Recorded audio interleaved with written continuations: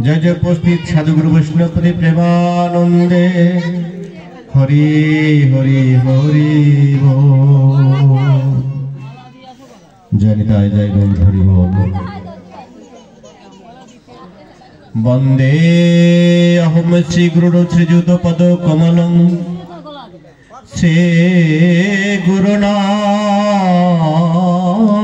वैष्णवं च श्री रूपं साग्रजातं सहगण रघुनाथं वितं तं सजीवं सावधूतं सावधूतं परिजन सहितं श्री कृष्ण चैतन्य देवं श्री राधा कृष्ण पदानु सहगण ललिता श्री विशाखा नितां च अज्ञानतिम्रान्धस्य ज्ञानाञ्जनशलाकया चक्षुरुन्मिलितं येन तस्मै श्री गुरुवे नमः। गुरु ब्रह्मा गुरु विष्णु गुरुदेव महेश्वर गुरुदेव परम ब्रह्म तस्मै श्री गुरुवे नमः। वाञ्छा कल्पतरुभ्यश्च कृपा सिन्धुभ्यैव च पतितानां पावनेभ्यो वैष्णवेभ्यो नमो नमः। वृन्दाय तुलसीदेवाय प्राय केशव सच्च कृष्ण भक्ति प्रददेवी सत्यवत्यै नमो नमः। जो नोनि जन्मभूमिश्च स्वर्गादपि गरीयसी पिता स्वर्ग पिता धर्म पिता हि परमं तप पितरि प्रतिमा पर्णे प्रियन्ते सर्वदेवता। हे कृष्ण करुणा सिंधु दीनबंधु जगतपते गोपेश गोपिकाकान्तो राधाकान्तो नमोस्तुते। पंचतत्तखं कृष्णं भक्तरूपशर्पकं भक्तपदरक्षं भक्तखं नमामि भक्तशक्तिकं। नाम महावदने कृष्ण प्रेम प्रदायते कृष्णाय कृष्ण चैतन्य नाम्ने गौरतीश नमः। हे कृष्ण करुणा सिंधु दीनबंधु जगतपते गोपेश गोपिकाकान्त राधाकान्त नमोस्तुते। तप्त कांचन गौरांगी राधे वृंदावनेश्वरी वृषभानुसुते देवी प्रणमामि हरि प्रिये। जयतं श्रुत बंगवंदे मत्स्य सर्वस्य पदम भुजराधा मदन मोहन दिव्यरविंदरं कल्पतरु माधव श्रीमत् रत्नकर सिंहासनस्थ श्री श्री राधा श्री गोविंद दिव्य पिष्टलिव्य शिवमानु शरणामि। श्रीमान रसरसरं विवंशी वर तदस्थित कर्षण वंशन गोपी गोपीनाथ श्रन्तुस्तनं माधुर्योज्ज्वल प्रेमार्पण भक्त श्री गुरु कर्ण शक्ति विग्रह नमोस्तुते। जय श्री कृष्ण चैतन्य प्रभु नित्यानंद श्री अद्वैत गदाधर जय श्रीवासादि गौर भक्तवृंद। हरे कृष्ण कृष्ण कृष्ण हरे हरे हरे राम राम राम हरे हरे हरे कृष्ण कृष्ण कृष्ण हरे हरे हरे राम राम राम हरे हरे। राधे राधे राधे राधे जय श्री राधेश्वर। उपस्थित कृष्ण भक्तगण गौर भक्तगण दूर दूरान्त থেকে আগত মধুর বৃন্দাবনে আপনারা এসেছেন।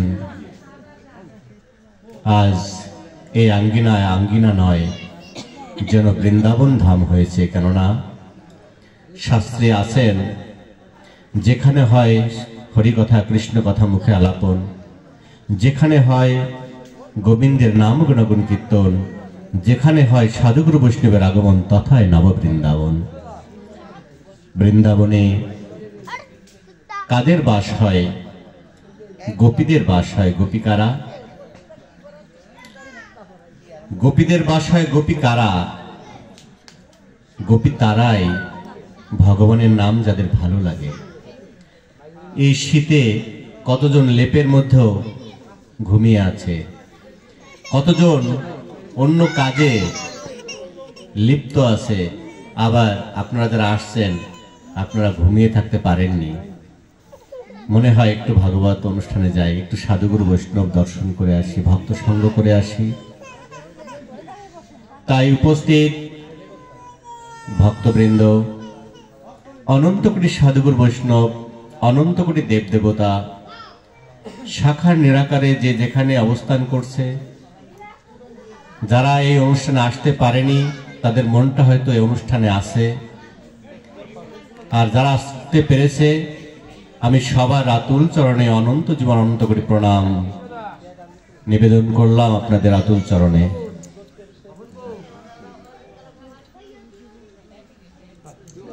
কেননা সাধু মুখে হরিকথা শুনতে হয়, আমি সাধু নই, তবে অনেক আশা নিয়ে এসেছি বৃন্দাবনে আপনাদের মতো সাধুগুরু দর্শনে। কেননা শুনেছি সাধুর দর্শনে যায় মনের ময়লা, পরশে হয় প্রেম তরঙ্গ। তাই সাধুর দর্শন করতে করতে যদি কিঞ্চিত কৃপা হয়, তাহলে হয়তো এই বদনে আপনারা ভাগবত কথা কিছু আস্বাদন করতে পারবেন। কারণ আপনারা ভক্তাধীন ভগবান, আপনারাই ভক্ত। আপনারা যদি কৃপা করে কিছু দান করেন, বিনিময়ে আমি কিছু দিতে পারবো। প্রথমেই যে কথা না বললেই নয়, আমরা কেন বৃন্দাবনে এসেছি, কেন বা এই বৃন্দাবন ধামে আজকে ভক্তবৃন্দের আগমন হয়েছে। আমরা দেখতে পাচ্ছি একটা ছবি। আমরা কি কখনো ভেবে দেখেছি যে আজকে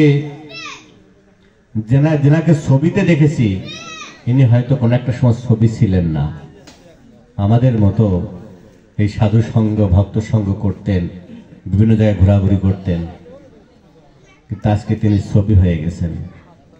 এই পালা আমাদেরও পর্যায়ক্রমে আসতেছে, আমরাও কবে ছবি হয়ে যাব। কি আমরা কি কেউ বলতে পারবো যে আমরা সবাই বেঁচে থাকবো, ছবি হব না কখনো? কালের নিয়মে কখন কার পালা আসবে আর ভগবান কাকে ডাক দেবে। তাই কি বললেন, পারমার্থিক জগতে পারমার্থিক সঞ্চয় করার উদ্দেশ্যেই কিন্তু আমরা এই ভক্ত সঙ্গে এসেছি।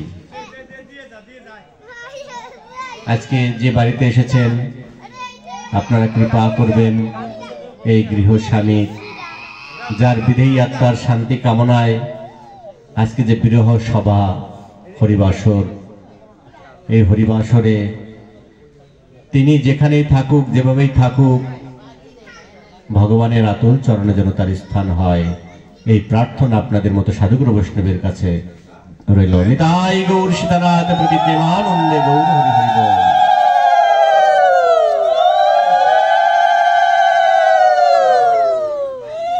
ভাগবত কথা আস্বাদনের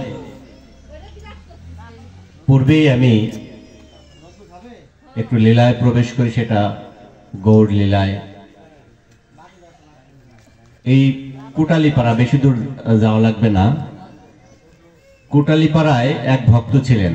ভক্তের নাম ছিলেন মধুসূদন সরস্বতী ঠাকুর। গৌরহরির আসার অনেক বছর আগে তা মধুসূদন সরস্বতী ঠাকুর তৎকালীন শঙ্করাচার্য গুরুদেব ছিলেন, বিভিন্ন আচার্য এসেছিলেন। তো শঙ্করাচার্য গুরুদেবের আমলে এই বিদগ্ধ পণ্ডিতের আবির্ভূত হয়েছিলেন। তা উনি শাস্ত্র গ্রন্থ পড়ে এতই পাণ্ডিত্য অর্জন করেছে, ওনাকে তখন পদ দেওয়া হয়েছিল কি সরস্বতী, একটা পদবী, টাইটেল। তা ওনার নাম মধুসূদন সরস্বতী। শঙ্করাচার্যের তৎকালীন সময়ে 8টা এরকম টাইটেল দেওয়া হতো, পুরীপাদ, সরস্বতীপাদ এরকম। তা তার একটা ওনাকে টাইটেল দিয়েছে। তা উনি এতই পাণ্ডিত্য ছিলেন, ওনাকে বলা হলো যে তুমি এখানে না থেকে তুমি একটু বৃন্দাবনে যাও। মানে ওনার মনের দিকে সাড়া দিলেন। তো উনি চিন্তা করলেন যে যদি বৃন্দাবনে যেয়ে আমি যদি একটু গোবিন্দ দর্শন করতে পারতাম, তাহলে মনে হয় আমার মানব জন্মটা সার্থক হতো। উনি কি করলেন, উনি বৃন্দাবনের উদ্দেশ্যে রওনা হলেন। তা বৃন্দাবনে পৌঁছিয়ে দেখে যে সনাতন পাদ গোস্বামী দেখা। তা বলছে যে এটা তো বৃন্দাবন, এখানে গোবিন্দ আছে না, গোবিন্দকে পাওয়া যাবে না, সে কোথায় থাকে? তা সনাতন পাদ গোস্বামী বলছে যে বৃন্দাবনের কৃষ্ণ বৃন্দাবন ছেড়ে নদিয়ায় চলে গেছে। তাকে যদি খুঁজতে হয় তাহলে বৃন্দাবন পের হয়ে, যমুনা পের হয়ে, ভাগীরথী, গঙ্গার তীরে গেলেই তাকে দর্শন করা যাবে। কিভাবে? সনাতনপাদ গোস্বামী বললেন যে কৃষ্ণ তো ঘন শ্যাম ছিলেন, কিন্তু গৌর লীলায় উনি রায় অঙ্গর শ্যাম অঙ্গ মিলে হলেন গৌরাঙ্গ। তপ্ত কাঞ্চন গৌরাঙ্গী রাধে, কত সুন্দর তার অপরূপ চেহারা। তা ওখানে গেলেই তার দর্শন হবে। তা মধুসূদন সরস্বতী ঠাকুর চিন্তা করলেন যে এসেছি যখন বৃন্দাবনে গোবিন্দ দর্শন করবার আসে, দেখি একটু নদিয়ায় প্রবেশ করি। উনি ওখান থেকে চলে আসলেন। চলে এসে এখন নদিয়ায় কোথায় গোবিন্দকে খুঁজবে? তা দেখে যে গঙ্গার পাশে,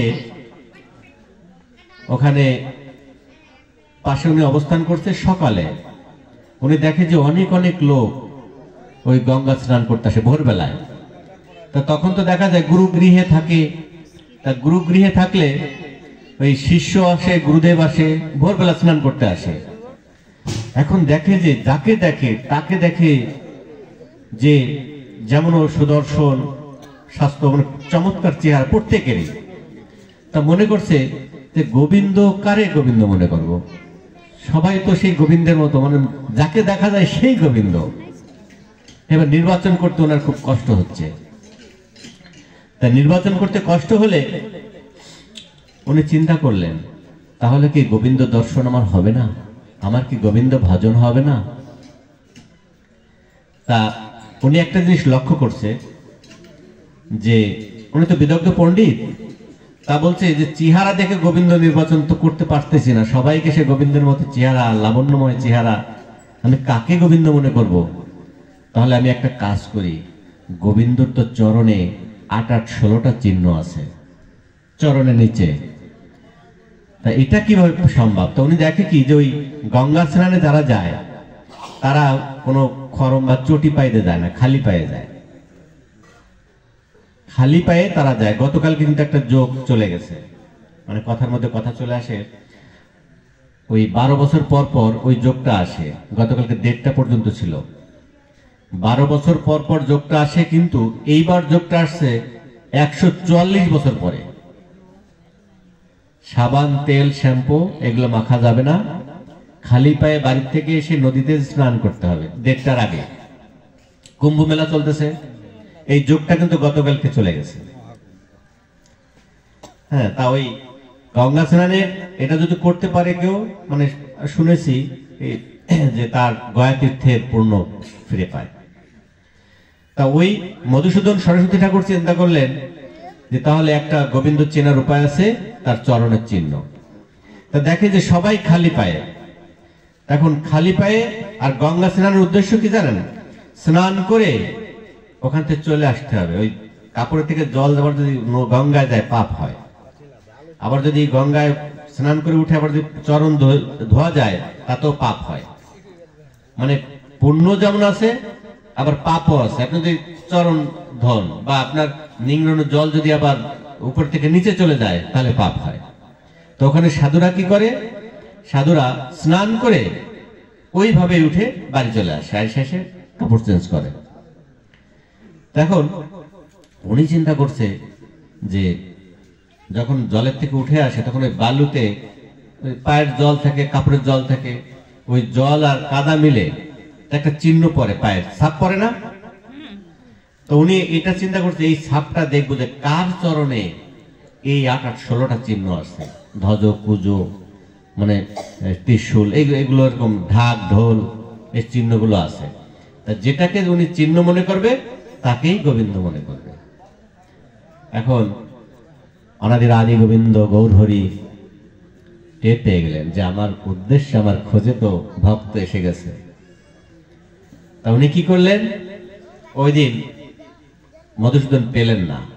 পরের দিন দেখে যে সবাই স্নান করতে এসেছে, কিন্তু একজন মাত্র খরম পায়ে এসেছে। ওই গৌরহরি খরম পায়ে এসেছে। উনি চিন্তা করলেন, তো বিদগ্ধ পণ্ডিত, উনি চিন্তা করলেন যে কি ব্যাপার, গঙ্গা স্নানেতে কেউ খরম পায়ে আসে না। তা গৌরহরি ধরা দেবে না বিধায়, ওই সাপ দেবে না বিধায় খরম পায়ে আসছে। তা এসে আবার স্নান করে চলে যাচ্ছে। মানে গৌরহরির তো আর সমস্যা নেই পাপের। তা উনি যখন চলে যাচ্ছে তখন মধুসূদন চিন্তা করলেন, বিদগ্ধ পণ্ডিত তো, যে এভাবে আমার গোবিন্দ দর্শন হবে না। উনি কি করলেন, উনি মনে মনে চিন্তা করলেন যে গোবিন্দ দর্শন করবার জন্য আমি এসেছি, গোবিন্দ তুমি যদি আমাকে ধরা না দাও তাহলে মাছ থেকে আহার নিদ্রা কিছু করব না, আর নয়ন জলে কেঁদে কেঁদে তোমার চরণ আমি ধুয়ে দেব। কেননা যে নয়নের জল যদি তোমার চরণে বেশি পেতে চাই আমি তাই দেব। তোমাকে যতদিন আমি ধরতে পারবো না, চিনতে পারবো না, আমি আহার করব না। উনি অন্বেষণ করলেন, কিছু খাচ্ছে না। গৌরহরি আমার ভক্তের এই লীলা দর্শন করি। গৌরহরি বাড়িতে খেতে পারে না। ওই যে ভক্ত কত কষ্ট পাচ্ছে। গৌরহরি যখন খেতে পারছে না, সচিমা বলছে, ঈশান আমার গৌরের কি কোনো অসুখ হয়েছে? খাওয়ায় মন নেই, কেননা গৌরহরি তো ভক্ত না খেয়ে আছে। গৌরহরি সেই লীলা দর্শন করছে, আর দর্শন করতে করতে ওনারও খাওয়া আহার হচ্ছে না। তা উনি চিন্তা করলেন যে ভক্ত আমার কাছে আসে, কিন্তু ভক্ত আমার কাছে আসা লাগবে না, আজ আমি ভক্তের কাছে ধরা দেব। কেননা আমার ভক্ত 3 দিন অনাহারে কত কষ্ট করছে, আমি আজ আমার ভক্তের কাছে যে আমি ধরা দেব। গৌরহরি কি করলেন, গৌরহরি আজ খরম না নিয়ে খালি পায়ে স্নান করতে বের হয়েছে। আর মধুসূদন সরস্বতী ঠাকুর বলছে, দয়াময় দয়াময়, এর আগে তো তোমার পায়ে খরম দেখেছি, আজ মনে হয় তুমি আমাকে কৃপা করবে। আর কৃপা করবে বিধায় এই জন্য হয়তো তুমি আজকে খরম নিয়ে আসনি। তাকে টার্গেট করছে মধুসূদন সরস্বতী ঠাকুর। এখন আজ সবাই স্নান করে চলে গেছে। মধুসূদন ঠাকুর সবার শেষে দেখতে পায় যে ওই গতকালকে যে খরম পায়ে আসছিল, আজকে সে খরম ছাড়া এসেছে স্নান করতে। স্নান শেষে যখন গৌরহরি উঠে যাচ্ছে, মধুসূদন ঠাকুর পায়ের দিকে তাকিয়ে দেখে যে ওখানে পায়ের যে চিহ্ন পড়েছে, ওই চিহ্নই ভগবানের চরণ চিহ্ন উঠে গেছে।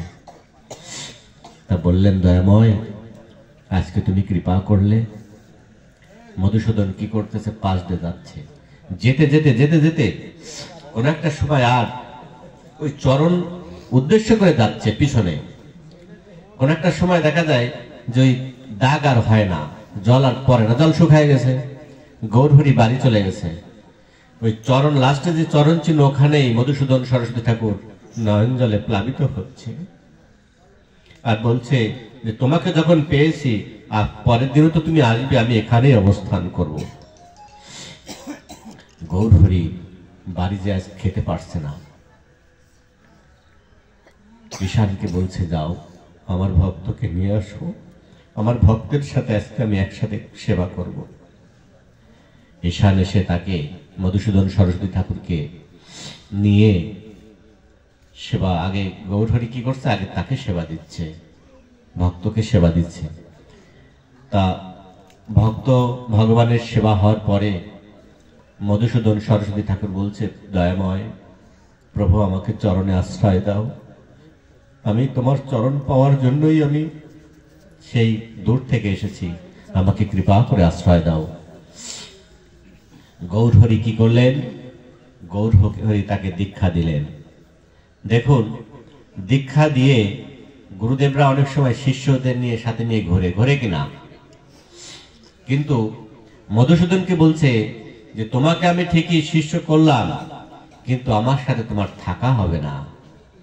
আমি জানি তুমি বিদগ্ধ পণ্ডিত, তুমি পাণ্ডিত্যে অনেক এগিয়ে আসো, তোমাকে দিয়েই আমার বাকি কাজগুলো করতে হবে। কি কাজ? বৃন্দাবনের কোথায় কৃষ্ণের স্মৃতিগুলো মানে লুপ্ত আছে, তুমি এই স্মৃতিগুলোকে জাগিয়ে তুলবে। পরে গৌরহরি বললেন, চলে যাও, বৃন্দাবনে যাও, তোমাকে নিয়ে আমার ঘোরার সময় নেই। তোমাকে আমি আদেশ করলাম, তুমি গোবিন্দের কৃষ্ণের লীলাগুলো যেখানে যেখানে অপ্রকাশ আছে তুমি যে প্রকাশ করো। তাই মধুসূদন দাস সরস্বতী ঠাকুর চিন্তা করলেন যে এত ভালো কাজ করিনি, যে বৃন্দাবনে তো সরাসরি যাওয়া যায় না, তা আমি বৃন্দাবনে তো এখনো যোগ্য হই নাই। উনি মথুরায় গেলেন। তা উনি গৌরহরিকে বললেন যে প্রভু, আমি মথুরায় আগে একটু ভজন করি। হ্যাঁ ঠিক আছে, ভজন করো।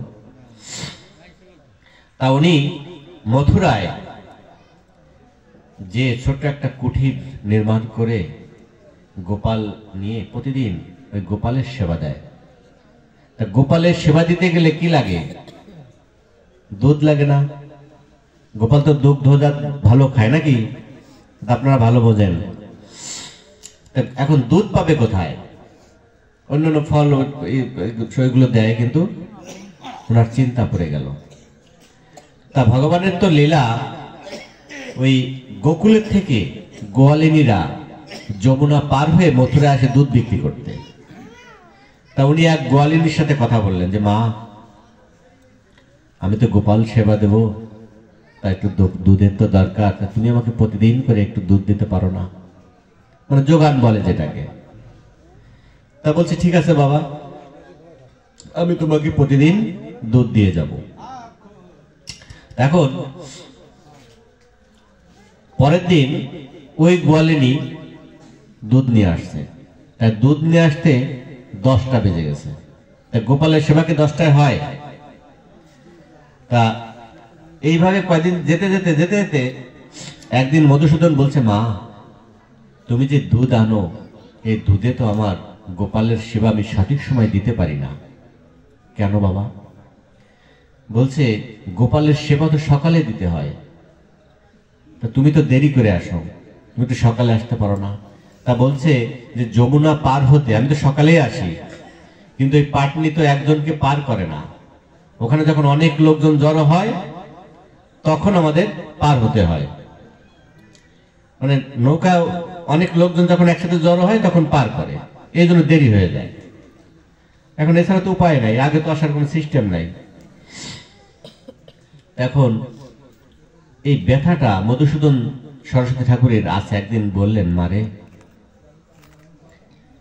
মানে নয়নের জল ছেড়ে দিয়ে বলছে যে গোপালকে আমি সকালে সেবা দিতে পারি না, এই কষ্টটা আমার অনেক দিনের, আমি কি করব মা? আমার গোপাল তো সঠিক সময় সেবা পায় না।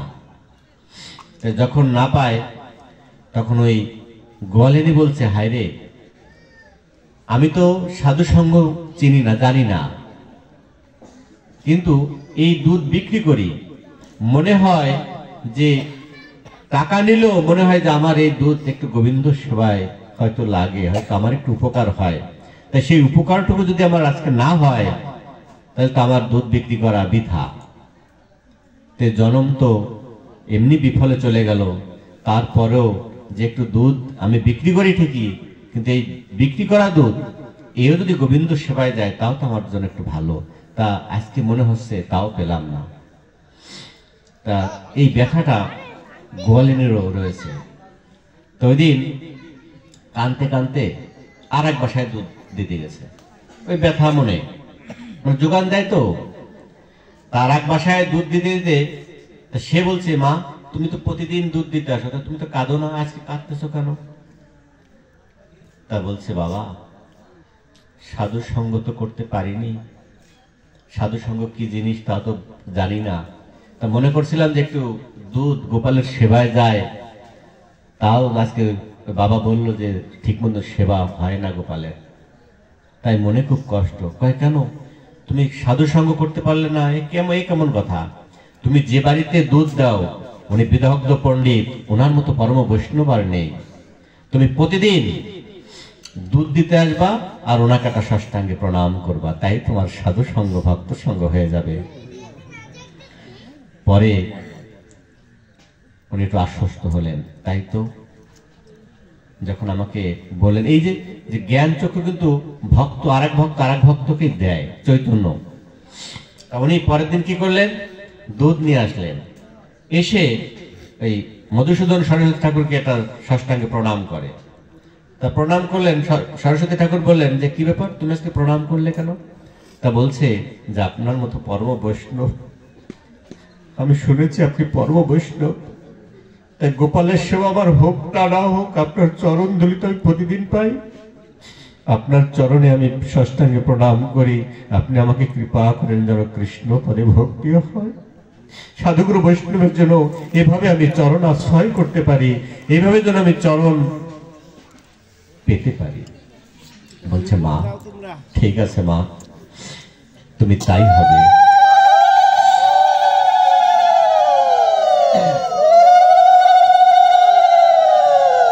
এভাবে কিছুদিন যেতে না যেতে ওই মধুসূদন সরস্বতী ঠাকুর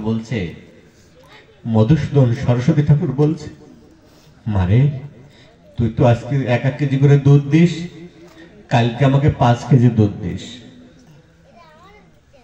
কালকে কেন, তোকে যদি আগে না বলি পরের দিন তুই আমাকে দুধ কিভাবে দিবি? বলছে বাবা, কালকে 5 কেজি দুধ লাগবে কেন? বলছে মারে, কালকে আমি সাধু সঙ্গ ভক্ত সঙ্গ করব, তাই সাধু সঙ্গ ভক্ত সঙ্গ করতে একটু চৌরি তো রান্না করে সেবাই দিতে হবে, তাই তুই আমাকে 5 কেজি দুধ দিস। তো এই গোয়ালিনী চিন্তা করছে, সাধু সঙ্গ ভক্ত সঙ্গ শুনেছি বড় মহৎ, আমি যদি একটু ভাগে পেতাম, আমি যদি একটু সাধু সঙ্গ করতে পারতাম। কিন্তু বাবার কাছে ভয়তে বলছে না। তা মধুসূদন সরস্বতী ঠাকুর গোয়ালিনীর মুখের দিক তাকিয়ে ভাবতেছে যে পিপাসা আছে। তা বলছে মারে, তুই কালকে আসবি, তুই ভক্ত সঙ্গে আসবি, আসিস, সাধু সঙ্গ হবে, ভক্তরা আসবে, তুই থাকিস মা। আজকে যেন গোয়ালিনী খুব আশ্বস্ত হলেন, মা কৃপা হয়েছে। পরের দিন উনি সকাল সকাল 5 কেজি দুধ নিয়ে, ভক্তরা আসার আগেই উনি এসেছে। ভক্তরা আসার আগেই উনি যখন এসেছে, তা মধুসূদন বলছে, মা তুমি এক কাজ করো, তুমি বসো, যখন ভক্ত সঙ্গ হবে, বৈষ্ণবরা আসবে, তুমি সে পর্যন্ত অপেক্ষা করো। তা ওনার আবার একটু জ্ঞান আছে, তৎকালীন সময়ে বৈষ্ণবরা সবাইকে কিন্তু গ্রান্টেড করতো না, মানে শুয়ে দিলে সমস্যা হবে, মানে আচার অনেকটা আগে বেশি ছিল। তাই গোয়ালিনী চিন্তা করছে যে আমি হয়তো গেলে, কাছে থাকলে হয়তো আমার তাদের সমস্যা হতে পারে। উনি দূরে দাঁড়িয়ে মানে বসে আছে। দেরি করতে করতে করতে করতে সাধুগুরু বৈষ্ণব আপনাদের মতো এরকম মিলন মেলা শুরু হয়েছে। ওই দিন ওই পাঠক মধুসূদন সরস্বতী ঠাকুর উনি পাঠ করতেছে। তা ওনার পাঠের উদ্দেশ্য ছিল যে কৃষ্ণ নাম নিয়ে, কৃষ্ণ নামের মহিমা বর্ণনা করতেছে। তা করতে করতে বলছে যে জাগতিক জগতে যদি কেউ কৃষ্ণ নাম স্মরণ করে, কৃষ্ণ নামে ভর করে, সে মহাসমুদ্র মহাসাগর পার হয়ে গোবিন্দের আতুল চরণে পৌঁছে যায়। যদি নাম স্মরণ করে রাখে কেউ,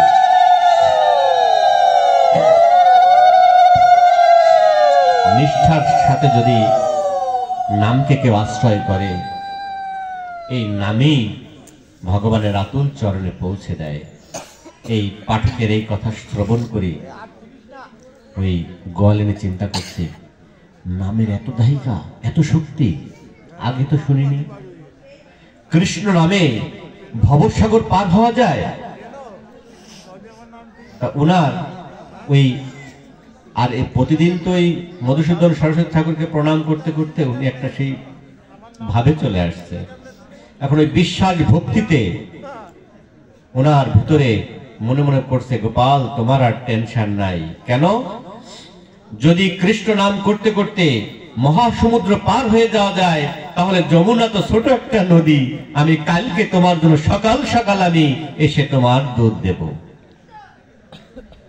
এখন ওই গোয়ালিনী কি করছে, তার প্রগাঢ় বিশ্বাস এসেছে যে কৃষ্ণ নামে এত দায়িকা শক্তি, আমি তো আগে জানিনি, আমাকে বাবা তো আগে বলেনি। তাহলে কি করতেছে, ওই যখন বৈষ্ণব সভা হয়ে গেছে, উনি প্রসাদ পেয়েছে, প্রসাদ পেয়ে ওনার ভিতর আরো দিব্য দৃষ্টি ফিরে আসছে। উনি কি করছে, উনি নাম করতে করতে করতে করতে কখন যে যমুনা পার হয়ে গেছে উনি নিজেই টের পায় নাই। রাধে রাধে।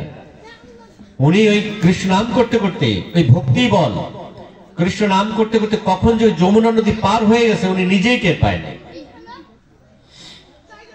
টের না পেলে বাড়ি যায় দেখে যে উনি বাড়ি চলে গেছে। তা ওনার তো বিশ্বাস রয়েছে যে কৃষ্ণ নামে যদি ভবসাগর পার হওয়া যায়, এই যমুনা তো ছোট একটা নদী, এ তো কোনো ব্যাপারই না। নদী যখন পার হয়ে গেছে তা বলছে, রাত্রে শুয়ে শুয়ে মনে করছে, গোপাল দয়াময়, আমি সকাল সকাল দুধের আয়োজন তোমার জন্য করব, আমার তো আর নৌকা পার হওয়ার কোনো ভয় নাই, কেননা যে নৌকা পার করবে আমাকে বসে থাকতে হবে অনেকজন নিয়ে, সেই বসে তো আর আমার থাকা লাগবে না, আমি তো যমুনা পার হয়ে আসতে পারবো একা একাই। তোমার দুধ যাতে তুমি পাও, সেবা পাও, আমি তাই করব। আজকে এই গোকুলে 4টে থেকে গরু দহন করা হয়। তো উনি কি করলেন, উনি আজকে ভোর 4টে উঠে গাবি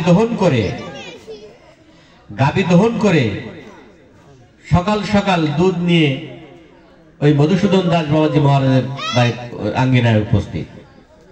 এখন ওই মধুসূদন তো প্রতিদিন দেরি করে ওঠে, দেখে যে দুধ আসতে দেরি হয়, ওনার সকালে একটু কর্ম করে উনি আবার রেস্টেড থাকে।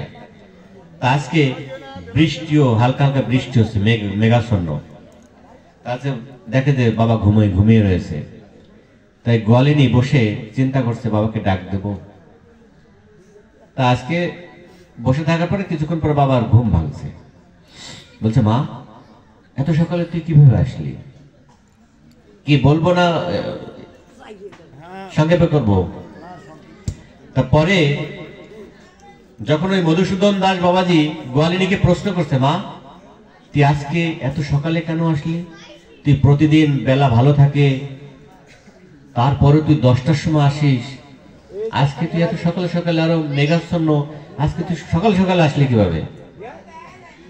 আগে প্রণাম করলেন ষষ্ঠাঙ্গে, প্রণাম করে বলছে, বাবা গতকালকে তুমি যে বৈষ্ণব সেবায় তুমি যে পাঠে আমাকে শুনিয়েছ যে কৃষ্ণ নামের যে দাহিকা শক্তি, এই নাম করতে করতে ভবসাগর পার হয়ে গোবিন্দের রাতুল চরণে পৌঁছে যাওয়া যায়, গোবিন্দ চরণে স্থান দেয়।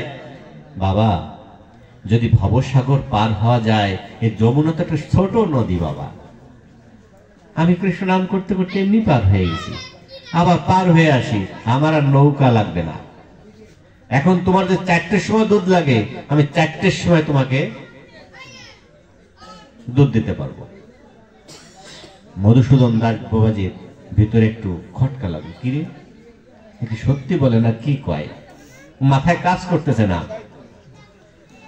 বলছিস ভোরবেলা কোনো এই নৌকা নাই, ও পার হয়ে চলে আসলে, এটাও কি সম্ভব?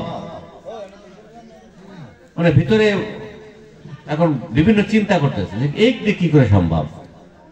তা বলছে, মা তুই এক কাজ কর, আজকে একটু পরে যাস, আমার বাসায় একটু সেবা কর। সেবাটা বা দিয়ে ওই রাত ভরে মধুসূদন দাস বাবাজি মানে পণ্ডিত তো, উনি গ্রন্থ ঘাটছে, রিসার্চ করে করে দেখে যে কোনো জায়গায় এরকম কোনো কাহিনী নাই, মানে মিলাতে পারতেছে না যে কিভাবে সে যমুনা পার হয়ে চলে আসে হাঁটতে হাঁটতে, কোনো মেলে না। তো রাত ধরে ঘুমায় নাই। সকাল বেলায় ওনার একটা স্মরণ আসছে, ভগবান লীলা স্মরণ করে দিয়েছে, ভগবান এটাই স্মরণ করে দিয়েছে যে যদি কোনো সাধুগুরু বৈষ্ণবের কৃপা হয়, ভক্তি মার্গে যদি কেউ পৌঁছে যায়, তাহলে সাধুগুরু বৈষ্ণবের কৃপায় অনায়াসে সে ভবনদী সহ গোবিন্দের আতুল চরণে পৌঁছে যাবে।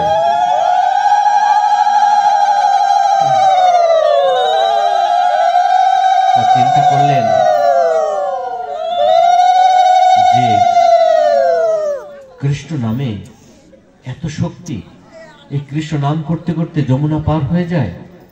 পরদিন যখন ওই মাতাজি আসছে গোয়ালিনী, বলছে মা তোকে আজকে আমি কটা সেবা করাবো, তুই সেবায় বয়। আজকে যেন ওই প্রণাম করতে গেছে গোয়ালিনী, প্রণাম করতে গেলে ওই মধুসূদন বলছে মা প্রণাম আজকে করা লাগবে না, আজকে তুই সেবা কর, এবং সেবা করে তুই যাওয়ার সময় আমাকে একটু যমুনার কাছে নিয়ে যাস মা। মানে উনি মনে করছে যে এটা হয়তো ওনার বানানো কথা বা কিছু কোনো কথা উনি দেখতে চায়। পরবর্তীতে সেবা দিয়ে দুপুর গড়িয়ে গেছে, এমতো অবস্থায় মধুসূদন বলছে মা চল তোর সাথে একটু যাই। তো এই মধুসূদন দাস বাবাজি আগে, আর ওই গোয়ালিনী পিছে পিছে যাচ্ছে। গোয়ালিনী তো নদী পার হবে কৃষ্ণ নাম করছে, ভক্তি বলে কৃষ্ণ নাম করে করে পিছনে আসতেছে, আর ওই মধুসূদন দাস বাবাজি আগে যাচ্ছে, ও কৃষ্ণ নাম করতেছে, কিন্তু ওনাকে তো ভীতি কাজ করতেছে যে কৃষ্ণ নাম করলে কি ভিজেই যাব না পার হওয়া যাবে, দ্বিধা কাজ করতেছে। এখন এই মানে দুই নৌকায় পারার মতো, তা দ্বিধায় যখন কাজ করতেছে তখন আস্তে আস্তে যমুনায় পা দেয় আর ভেজে, আর একটু আগায় আর একটু ভেজে, হাঁটু জল পর্যন্ত দেখে যে আর হয় না। তাই কোন পথে দেখে যে কৃষ্ণ নাম করতে করতে গোয়ালিনী পার হয়ে চলে গেছে ওপার। হ্যাঁ, গোয়ালিনী ওপার যায় বলছে বাবা আপনি আসুন। মারে আজকে তুই যা, তুই চলে গেছিস, আজকে যা, আমি পরে চেষ্টা করবো, আজকে আর যাব না। তাই মধুসূদন দাস বাবা যাবে ফিরে আসছে, ফিরে এসে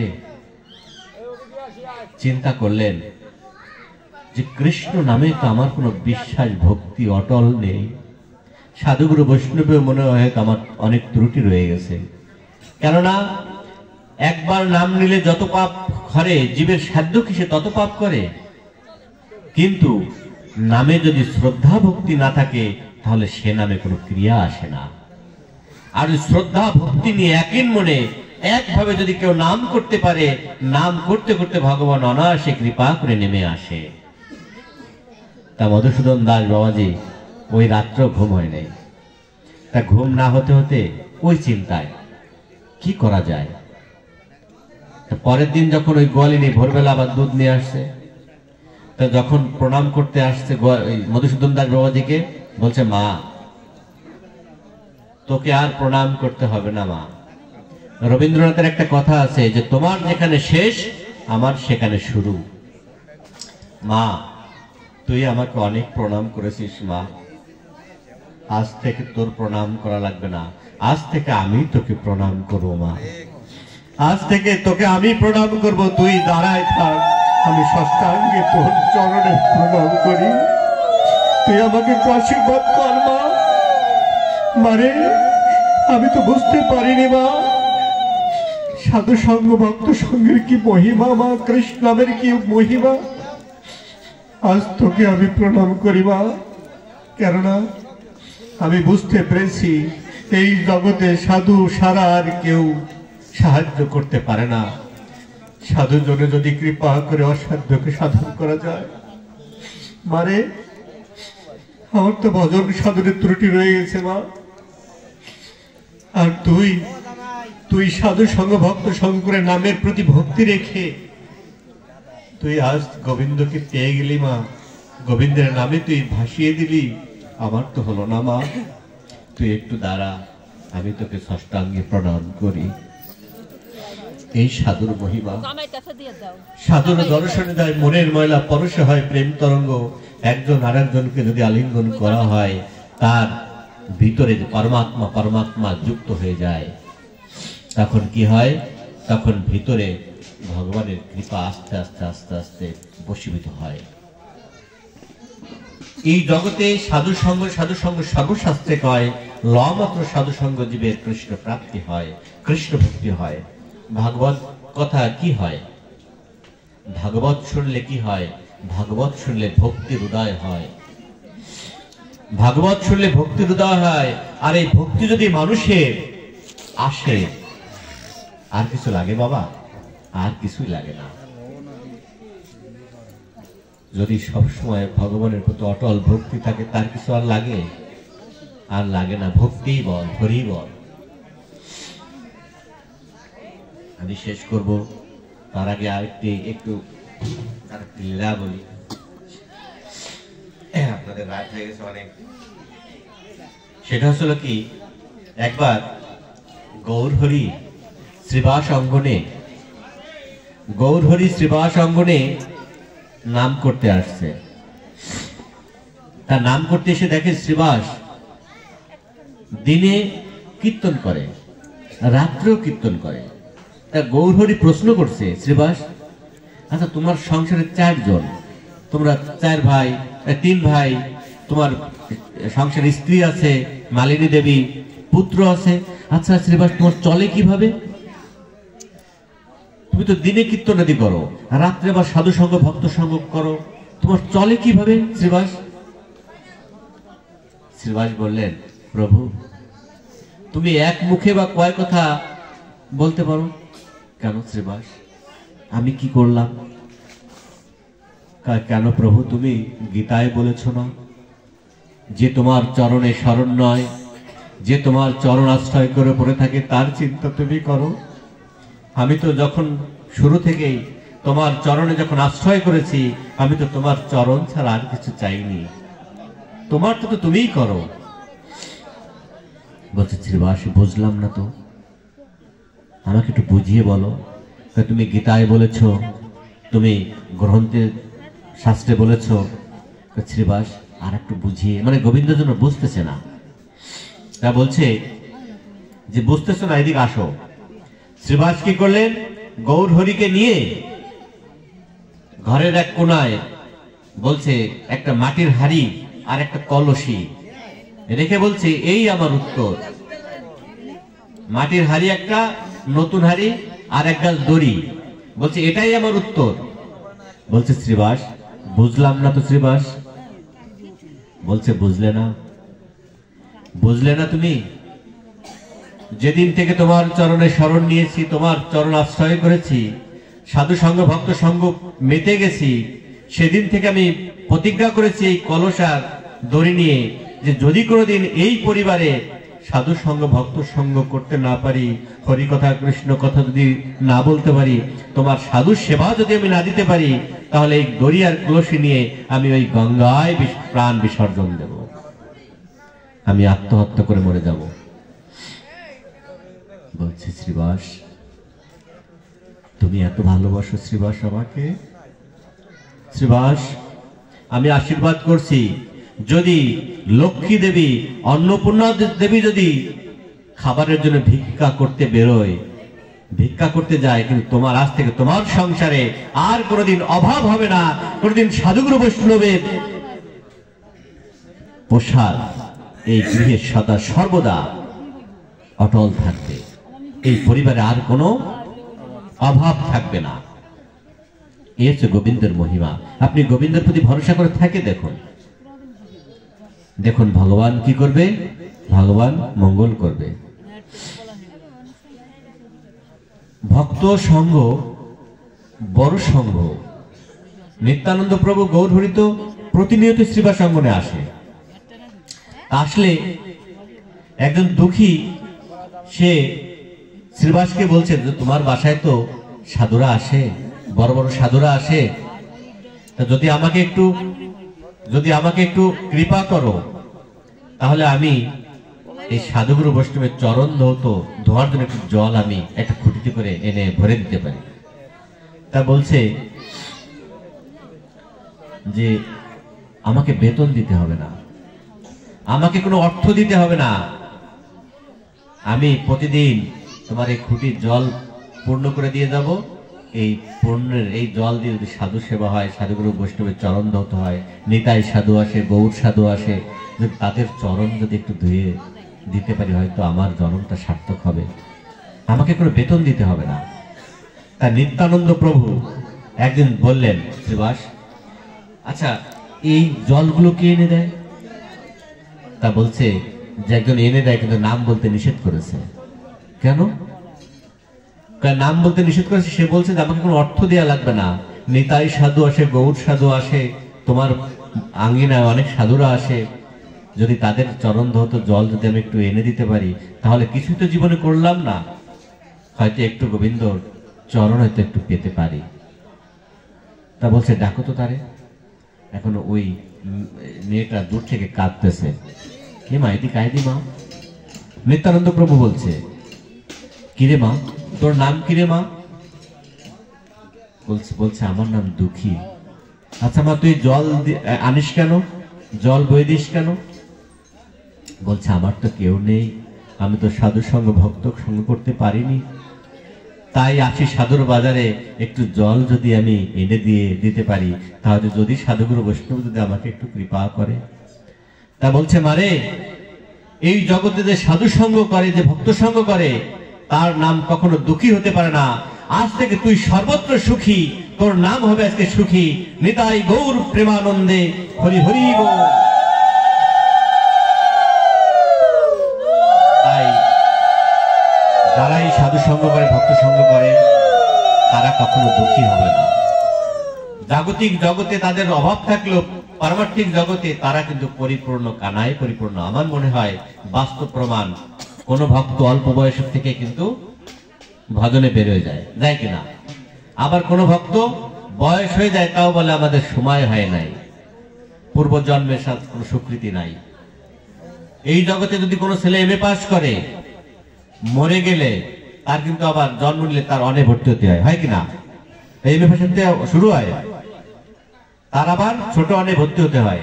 আর যদি এই জগতে যদি সাধু সঙ্গ কেউ করে, যতদূর এগিয়ে থাকবে, পরবর্তী জন্ম ওখান থেকে আবার তার শুরু হয়ে যাবে। তাই উপস্থিত সাধুগুরু বৈষ্ণব, আপনারা কৃপা করে এসেছেন, আমি ভালো বলতে পারি না, আপনারা একটু আশীর্বাদ করবেন যেন আপনাদের মতো সাধুগুরু বৈষ্ণবের দরবারে এসে একটু সাধু সঙ্গ করতে পারি, ভক্ত সঙ্গ করতে পারি, ভগবানের নাম লীলা স্বরূপ আলোচনা করতে পারি, এই প্রার্থনা আপনারা আমার জন্য করবেন। আর যদি কোনো ভুল ত্রুটি করে থাকি, ক্ষমা সুন্দর দৃষ্টিতে দেখবেন, কারণ আমি তো সবেমাত্র ভালো পারি না, কেবল এই জগতে একটু চেষ্টা করছি। আমার জন্য একটু আশীর্বাদ করবেন। আর এই গৃহে আমরা এসেছি, আমি আগেও বলেছি, আবারও বলি, যে যার উদ্দেশ্যে আমরা এসেছি, আপনারা একটু আশীর্বাদ করবেন। তিনি যেখানে যেমন ভাবে আছে, জানি না তিনি কেমন আছে, তবে ভক্তাধীন ভগবান, ভক্ত যদি কৃপা করে তাহলে হয়তো অসাধ্যকে সাধন করা যায়। একটু আশীর্বাদ করবেন যেন ভগবানের আতুল চরণে তার স্থান হয়, এই আশা ব্যক্ত করে, আপনাদের কাছে এই প্রার্থনা করে আজকে ভাগবত বিশ্রাম দিলাম। জয় জয় শ্রীমদ ভাগবত প্রেমানন্দে।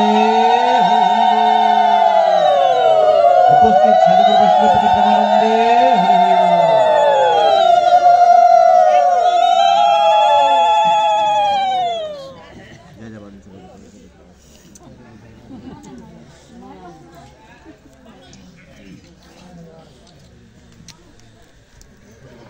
আশা করে নিয়ে উঠে